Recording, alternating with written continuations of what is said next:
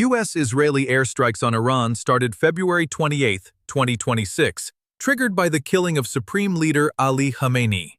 The conflict has now entered day 10, with rapid escalation across multiple fronts. March 9 key developments. Iran appointed Mojtaba Khamenei, son of the late leader, as new supreme leader despite direct U.S. warnings against it.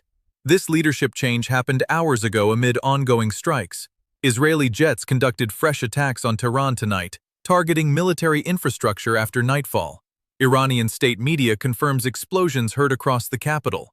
Iran responded with missile and drone barrages aimed at Gulf states including Qatar and Bahrain.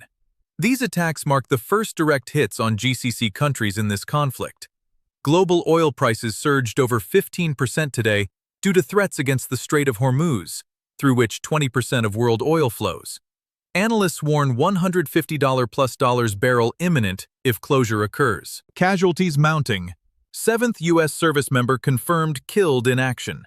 Hezbollah fired rockets reaching central Israel for first time this week. Iran launched coordinated strikes on U.S. bases across the region. Jordan, Kuwait, Bahrain, Qatar, Iraq, Saudi Arabia, and UAE. Most intercepted but damage reported. Scale of operation massive. Hundreds of airstrikes hit 26 of Iran's 31 provinces. Tehran suffered heaviest damage, with IRGC headquarters, nuclear research facilities, and leadership compounds destroyed or severely damaged. Satellite imagery confirms Sharaud missile facility completely destroyed March 8. This systematic targeting crippled Iran's command structure within 10 days.